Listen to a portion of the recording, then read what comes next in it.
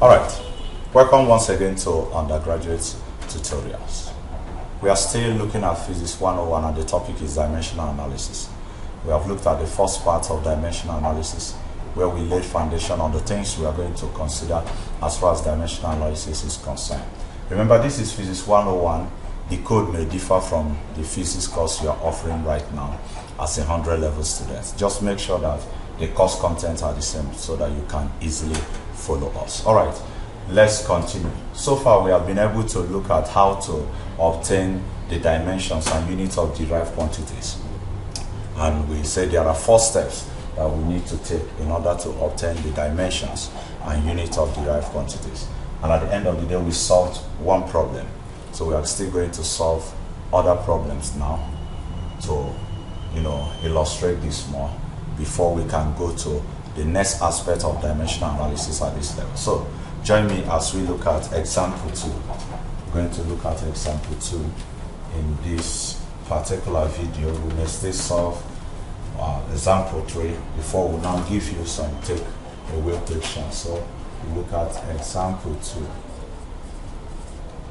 Example 2, right? If the gravitational force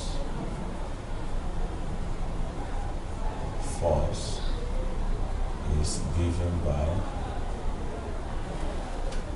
F equals G m1 m2 over r squared, where F is the gravitational force, m1 and m2 masses of bodies, and then r plus distance between m1 and m2. The question is find the dimension of G, where G is the gravitational constant. Where G is the gravitational constant. Now, I believe you still remember the steps, and you have written this down because we are going to make use of this part of the board soon, so we need to claim this. All right, let's begin our solution. So we have that F is equal to G m1 m2 over r squared. That's our F. So what are we going to do? Take note of the quantity and write the formula for calculating the quantity. So this formula, we have G in it, so we can use this to calculate G. Then the second step, ensure that the quantity is the subject of formula. Here G is not the subject of formula, so we need to make G the subject of formula. So if we make G the subject of formula, G becomes F r squared over m1 m2. Okay, now we are now on step 2 and we have succeeded in carrying out step 2. So let's go to the next step. Express all the quantities in terms of the dimensions of the fundamental quantity. So we do that.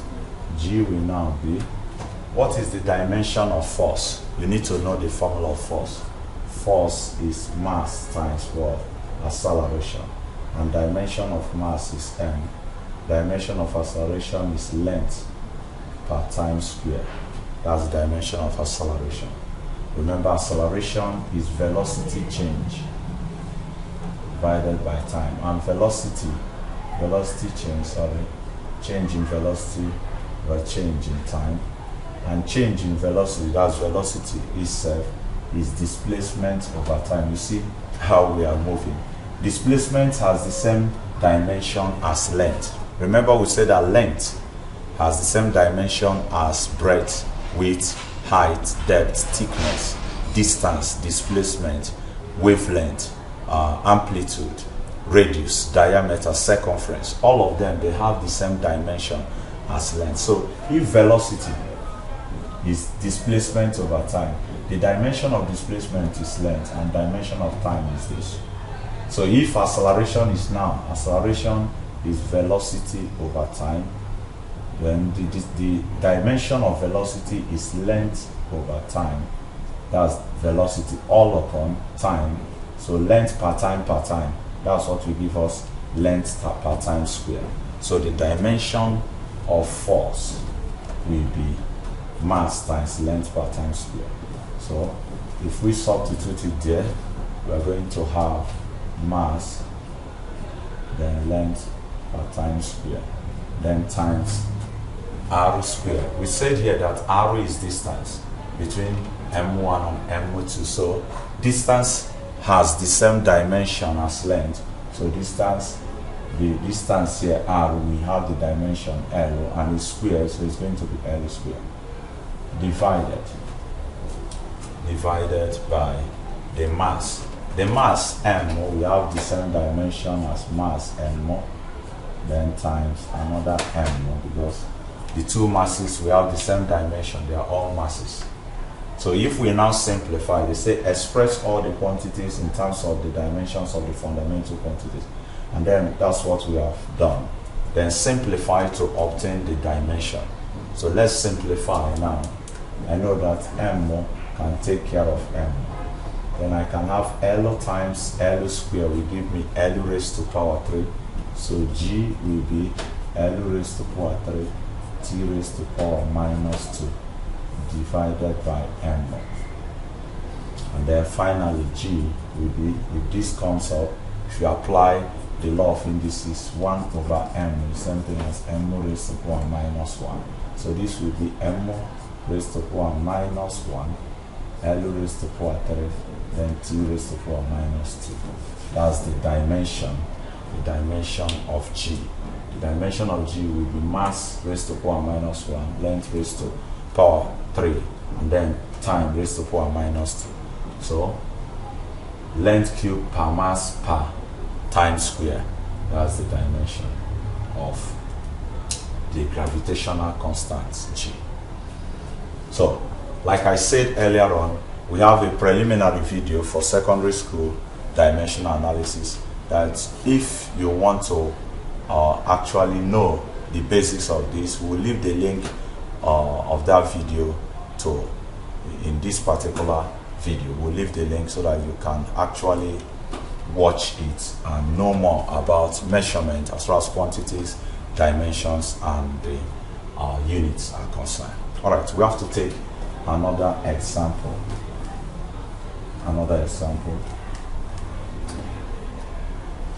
Let's take another example. So, example 3 now.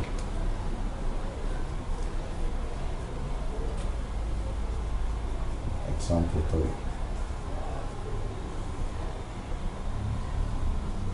3. Given that energy is the product of momentum and velocity,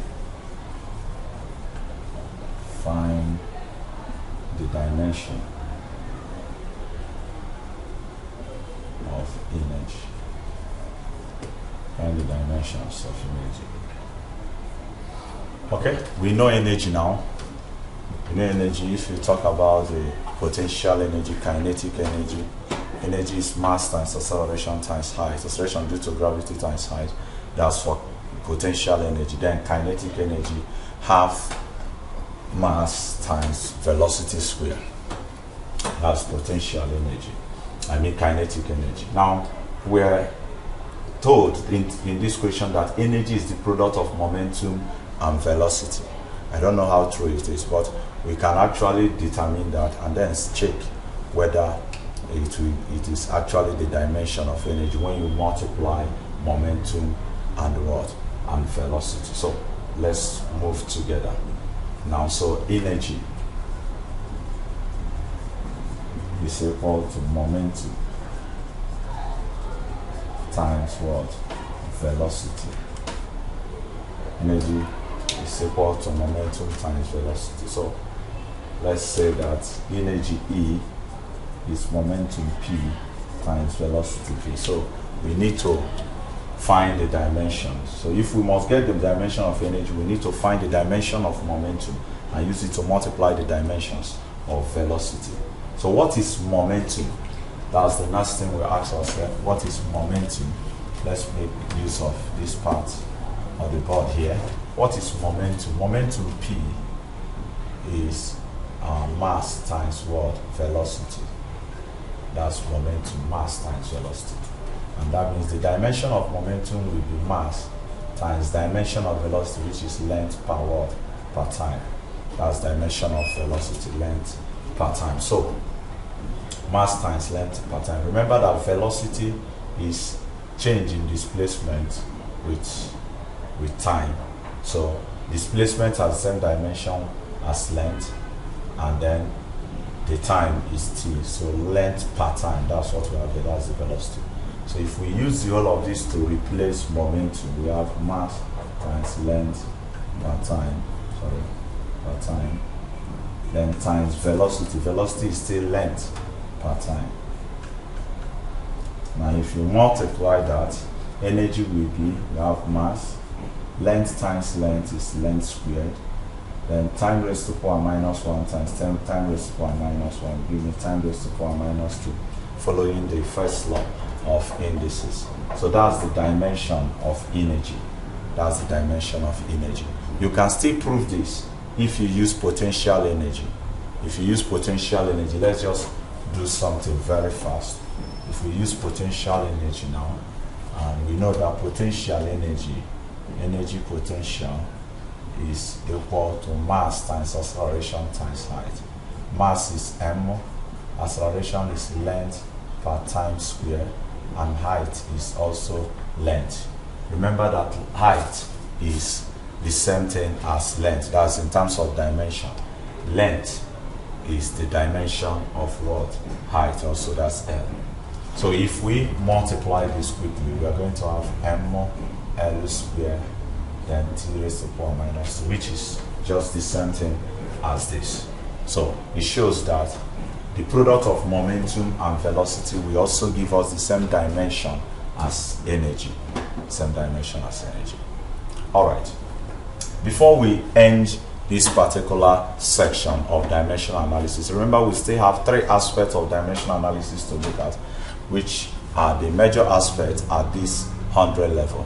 And those aspects is how can we actually find arbitrary constants in a dimension so that that particular dimension will be correct, the constants that will make a dimension to be correct.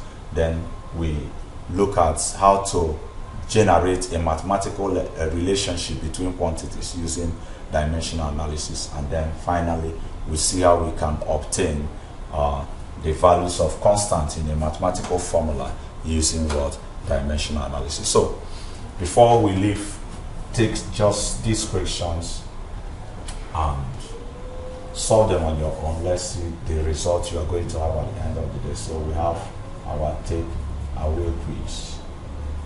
Take away quiz. You need to take it away. If possible, after solving it, you can post it on our WhatsApp so that I can verify that, and then you can still leave a comment in the YouTube channel so that we can actually know that you are following this video and you are following everything that we are doing. All right, so find the dimensions of the following quantities. So A power, B viscosity, and C impulse. So find the dimensions of this. Then number 2, if electrical energy is given by E equals I VT, where E is electrical energy, I is electric current. B is potential difference. And T is time. Then find the dimensions of potential difference. And the dimension of potential difference. So I believe that these two questions will be okay as far as the first part of dimensional analysis is concerned. Alright, till I come your way next time, continue to enjoy our videos on undergraduate tutorials. All we want is the best for you. We want you to come out in flying colors. We want you to become an A student, not even a B student. We want you to come out as a first-class student at the end of the day. Thank you, and God bless you.